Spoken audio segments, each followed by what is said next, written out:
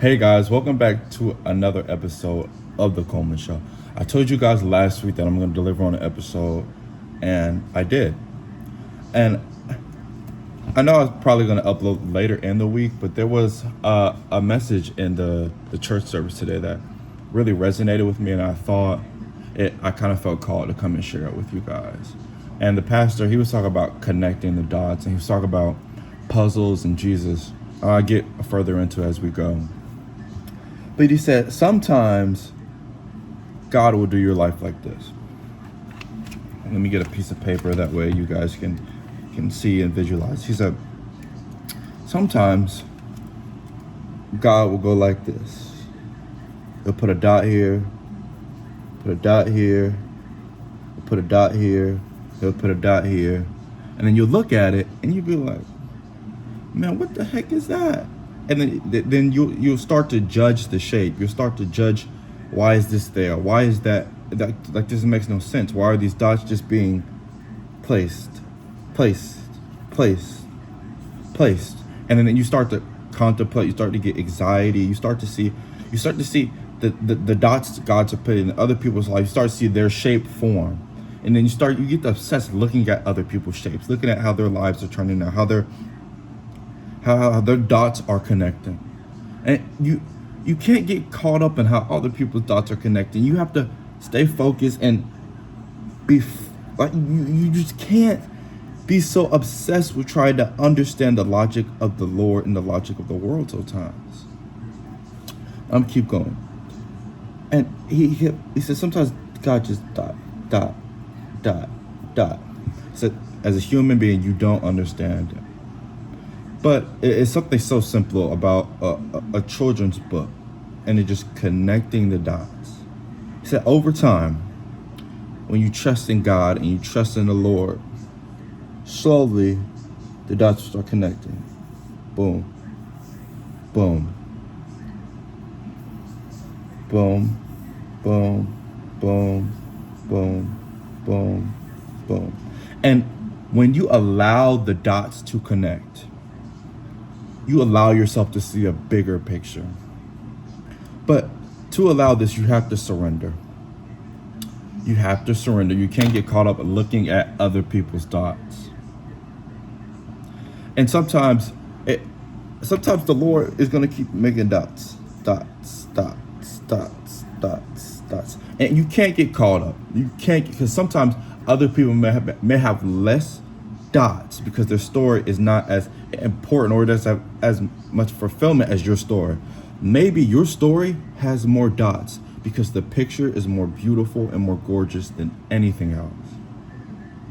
And you have to sit and allow yourself to be drawn, allow the dots to be placed at random times, wherever.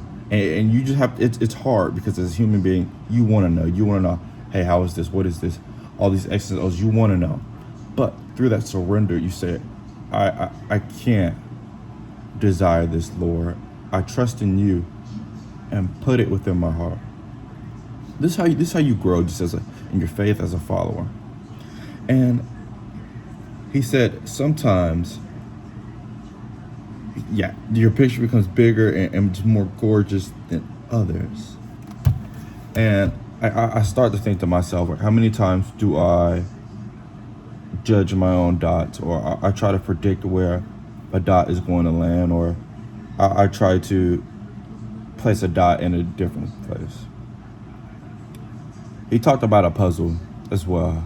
He said, for example, you have a 500 piece puzzle. And he said, when it comes to big puzzles like those, it's those who have patience and discipline who get the most beautiful picture. Because sometimes, man, you may get the end, you may get the middle piece, you may get the side piece, and you might, man, like, this puzzle's taking too long. Like, I don't know, man. And some people give up on their puzzle. But it's those who say, okay, this is the corner piece. Okay, this is my other corner piece, my right corner. All right, these are middle pieces. All right, that goes with this. Those who sit and wait for the Lord and pray to God, who get the most beautiful puzzle.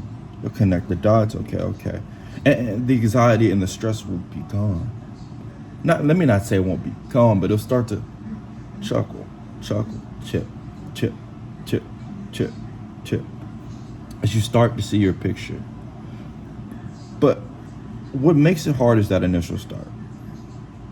That initial start where you are gathering those corner pieces and you're putting boom, boom, boom, boom. And you're like, is this right? Does this go right here? No, I don't know if this goes right here. Maybe I need to turn it. Build your own puzzle. And trust me, if you're not building it the right way, the Lord will come and fix it. He will come and make sure it is built in the right way. Allow yourself, and don't second guess yourself. Don't allow others to make you change the way you're setting up your own puzzle. Allow the Lord to connect your dots. Allow him to see that you are willing for him to just place random dots, because, man, you never know. You just never know. There's also another critical part that I felt really resonated with me. Was he said, imagine you got a cabinet from a Home Depot, and you look at the instructions, and you just look at the pictures on the instructions, and you start building, like, man, I don't think that piece goes right there, or that piece don't go right there, what am I doing? And he said, I would try myself to build it just based off the pictures. It'd take me 3 or 4 days.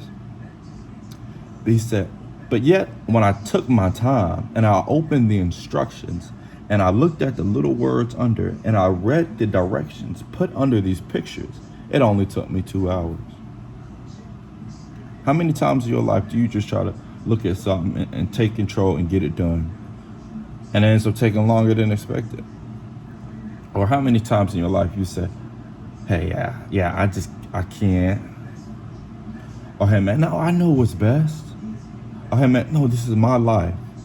How many times do you sit and you say that to yourself? You're looking at the pictures, but you are looking at the instructions that God puts within the ancient text that is the Bible. And if you, sometimes that big old picture becomes blurred by the evilness in our world, the evilness in your mind, the lies you tell yourself about yourself, the abstract concept that this world has molded you, the voices in your head. Sometimes that picture might guide you in the wrong spot, not because the picture is wrong, but because your mentality is wrong.